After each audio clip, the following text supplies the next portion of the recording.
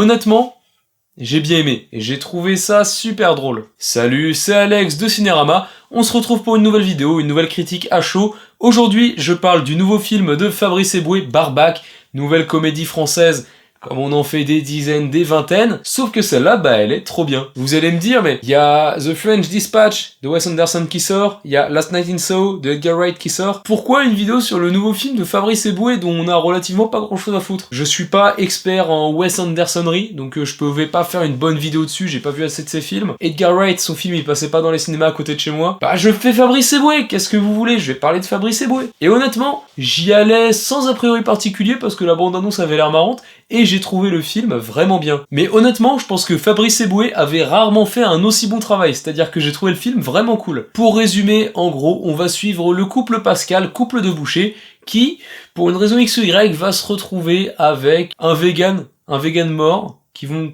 par hasard commercialiser sa viande en faisant un jambon, de la viande d'humain donc. Ça va faire un ravage, tout le monde veut de la viande d'humain. C'est un peu les prémices du cannibalisme. Le sujet a l'air très con, d'accord? On a un peu ce côté irrévérencieux dans le film, alors c'est de l'irrévérence gentille, on n'est pas sur un truc ultra transgressif, mais le côté taper sur les bobos, c'est un truc qui se fait de temps en temps. Dans Les Méchants de Mouloud Achour, on a vu le même truc pour ceux qui l'ont vu. Oh, j'espère que vous vous en êtes remis, parce que déjà c'était un peu compliqué comme film. Sauf que là, c'est fait plus intelligemment que dans Les Méchants. C'est-à-dire qu'on suit deux personnages, un couple de bouchers, de classe moyenne, on va dire, qui essayent de se démerder comme ils peuvent, qui essayent de faire de la viande de qualité, qui essayent de faire ce genre de choses, qui ont du mal à s'en sortir, qui sont dans la merde financièrement, et qui vont avoir recours à cette espèce de petite combine, tuer des gens pour les donner à manger, dans une boucherie, qui permet de boucler les fins de mois, quoi. Sauf que là, concrètement, c'est fait un peu plus finement que dans Les Méchants. Je trouve que la critique est moins grossière, c'est moins idiot en fait. Le film est bien écrit, c'est-à-dire les personnages sont vraiment attachants, malgré le fait que ce soit une comédie complètement conne, complètement absurde, à base de tranchoirs plantés dans la tête, mais on y reviendra plus tard, dans la tête de vegan par un vieux boucher.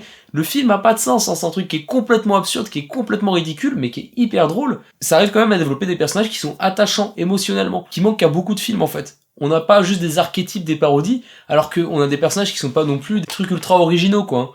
Au niveau des acteurs, on a un couple principal qui est très très bon, on a Marina Foïs qui est une actrice qui fait aussi du théâtre, mais qui joue dans énormément de films, et dont la qualité d'actrice n'est plus à démontrer, c'est une excellente actrice. On a Fabrice Eboué, pour qui j'ai une énorme sympathie, alors même si j'aime pas tous ses films, je crois que j'en ai pas vu énormément d'ailleurs, mais c'est un mec pour qui j'ai une énorme sympathie, notamment parce que déjà il joue très bien, il est très très drôle, et aussi, et accessoirement parce que c'est un mec qui a beaucoup traîné dans le milieu du rap, du coup forcément, c'est un mec à la base, il était pote notamment avec toute la scène de Splifton, tous les mecs à LPHA, tout ça, la West Coast française, que je vous encourage à écouter si vous connaissez pas, c'est hyper cool, surtout pour les gens comme moi qui aiment beaucoup tout ce qui est West Coast, et je dis ça avec un album produit par Dr. Dre derrière moi, donc est-ce que ça donne une certaine crédibilité aux propos, je sais pas. La musique du film est très très cool, ça aussi, entre des musiques un peu West Coast par moment. Le musique se termine avec une musique de Démocrate D. Et pour sortir du Démocrate D à la fin d'un film en France en 2021, faut y aller quand même.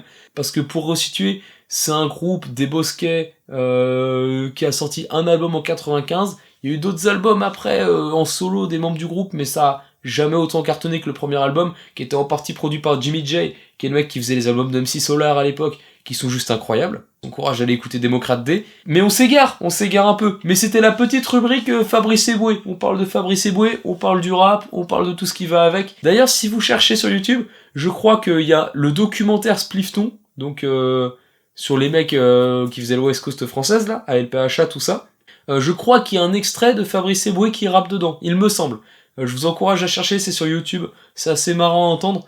Et Fabrice Eboué est gros fan de West Coast notamment, il me semble que c'est un des mecs qui s'était rendu sur la tombe d'Easy, tout ça, enfin... Bref.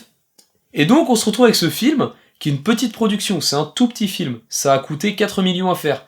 4 millions, c'est rien du tout. Si je vous donne des chiffres, Qu'est-ce qu'on a fait au bon Dieu avait un budget de 12 millions. Pour situer un peu. 4 millions, c'est pas grand-chose pour un film. Et ça se voit, parce que le film est ultra réussi, mais ça dure 1h30, mais il n'y a pas non plus énormément de décors, énormément d'acteurs, il y a 2 acteurs principaux, on s'arrête là. C'est pas un film qui va enchaîner les caméos, comme on peut en avoir plein, parce que c'est aussi la grande mode dans les films français de caser les copains, les machins. Depuis Mission Cléopâtre, peut-être, un truc comme ça, il y a une mode qui est arrivée. Bah là, en tout cas, on l'a vraiment pas. Là, c'est vraiment le film, le scénario, on n'a pas oh regardez, non non non c'est machin, oh regardez c'est machin. Et c'est vrai que quand on parle d'humour un peu virulent, un peu irrévérencieux, c'est pas un film qui est méchant, hein. C'est pas un film qui va faire des blagues dégueulasses ou quoi. On est loin de certains trucs qui pourraient être moralement répréhensibles, on va dire. Mais on reste sur un côté un peu piquant. Donc ouais, effectivement, faire un film sur un couple qui tire sur des véganes sans qu'ils soient particulièrement diabolisés, parce que c'est plutôt les véganes qui sont présentés comme des connards un peu, bah, c'est rigolo quelque part. Faire un film comme ça actuellement, un film un peu gore, un peu qui rend hommage au cinéma d'exploitation, bah c'est carrément cool en fait, c'est quelque chose moi qui me parle énormément. Quand je dis ça, c'est parce qu'on se retrouve avec un côté vraiment gore dans le film, à base de tranchoirs, donc les gros couteaux de boucher plantés dans la tête de mecs, à base de fusils, de coups de fusil tirés. Typiquement, un truc que j'aime bien, c'est au début du film, il y a les meilleurs amis de notre couple qui vont leur offrir un fusil. Et ça, c'est un justicier dans la ville en fait. C'est Death Wish avec Charles Bronson qui commence pareil, où on lui offre un flingue et après il tire sur des gens quoi. Bah, il y a un peu ce côté-là, le côté... ouais, c'est Ebay, donc t'as Fabrice Eboué avec un fusil qui va tirer sur des gens. Même dans la réalisation, ça en joue, on a le droit à des zooms. Des zooms en 2021. C'est pas dingue ça? Genre il tire sur quelqu'un, zoom. Comme ça il passe de plan genou, on va dire, plan italien à plan taille, un truc comme ça. Ou alors en plan épaule, je sais plus, mais c'est assez marrant d'avoir ce genre de truc. Pour ceux qui voient pas, les zooms dans le cinéma italien des années 70-80, dans tout ce qui est giallo, tout ça, c'était quelque chose qui était énormément utilisé. Et c'est un truc qui attrait énormément au cinéma d'exploitation, justement. Comme couper la tête des mecs au tranchoir, c'est beaucoup un truc de cinéma d'exploitation. Et bah, un film sur un mec, un boucher qui donne à manger des humains en jambon, c'est effectivement un truc très cinéma d'exploitation. Il y a plein d'idées visuelles, plein d'idées formales qui sont vraiment très très amusantes, hein. Notamment la scène de fin que je vais pas spoiler, mais le crochet. Le crochet. Pour ceux qui ont vu le film, moi ça m'a fait rire. Le chien qui mange l'oreille, le machin, enfin, le film est bourré d'idées visuelles ultra drôles, ultra gore, un peu trash. C'est un film interdit aux moins de 12 ans, hein. On n'est pas face au nouveau Cannibal Holocaust. Mais, j'aime beaucoup ce que le film fait, j'aime beaucoup la proposition en fait. Aujourd'hui, faire une comédie aussi peu formatée en France en 2021, sans qu'on soit face à un chef-d'œuvre, hein.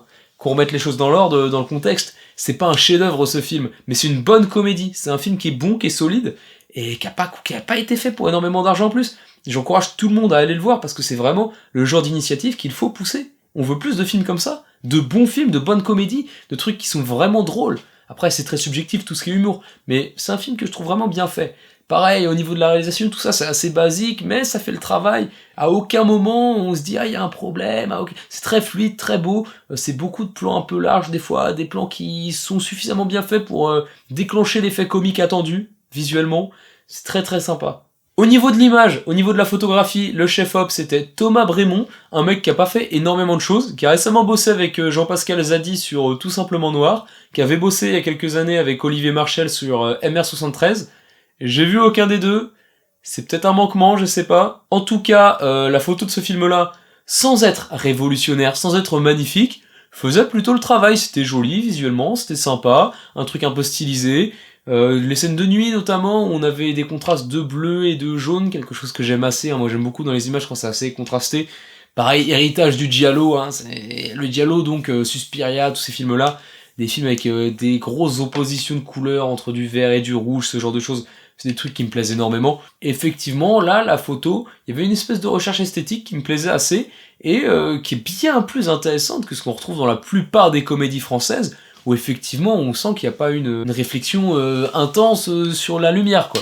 Je parlais des personnages, je disais qu'ils étaient plutôt bien écrits, et c'est vrai que leur parcours est plutôt sympa, parce qu'au début on trouve un couple qui bat de l'aile en fait, qui est sur le bord de la rupture quoi, ils se remettent ensemble et retombent amoureux quelque part en découpant des gens, et c'est magnifique, et t'as des scènes qui sont complètement surréalistes, complètement absurdes, où tu vas voir Fabrice Eboué et Marina Foïs en train de découper du vegan, et ils jouent à se mettre du sang sur la joue, sur le machin, tu sens qu'ils sont complices, et en même temps c'est du n'importe quoi.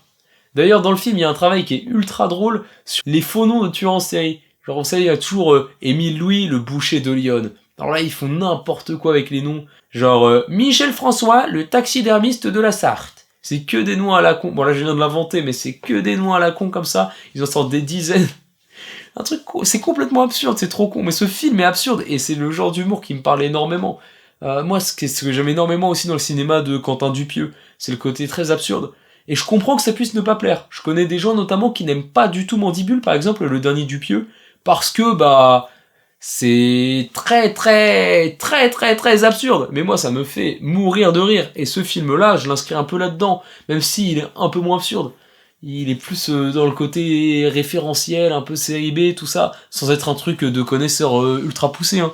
Mais quand tu connais un peu les films des années 70, 80, où ça découpe pas mal, où c'est un peu sanglant, y a de ça dans le film, il y a le côté un peu gore, ils étaient pas retenus, ils ont voulu faire leur film, ils l'ont fait, à petit budget, ils l'ont fait, une comédie avec des passages un peu irrévérencieux, des blagues sur ci, sur ça, ils l'ont fait, et ça c'est marrant, et jusqu'au bout, le film a les couilles, parce qu'il faut les couilles, le bon goût, de ne pas basculer dans un pathos, dans un sérieux et de condamner ses personnages. Jusqu'au bout, c'est drôle. Jusqu'au bout, les personnages, même s'il y a un juste retour de bâton à la fin, forcément, on est dans un film quand même, il faut qu'il y ait une morale à un moment, une justice divine qui s'abatte sur les pécheurs que sont nos personnages.